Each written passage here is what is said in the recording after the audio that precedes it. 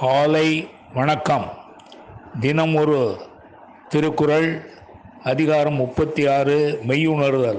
குறள் 353. ஐயத்தின் நீங்கி தெளிந்தார்க்கு வையத்தின் வான நனியது உடைத்து. மீண்டும், ஐயத்தின் நீங்கி தெளிந்தார்க்கு வையத்தின் வான நனியது உடைத்து.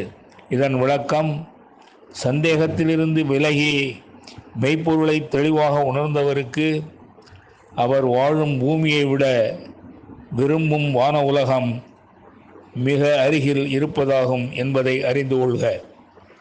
மீண்டும், சந்தேகத்திலிருந்து விலகி மெய்ப்பொருளை தெளிவாக உணர்ந்தவருக்கு அவர் வாழும் பூமியை விட விரும்பும் வான உலகம் மிக அருகில் இருப்பதாகும் என்பதை அறிந்து கொள்க.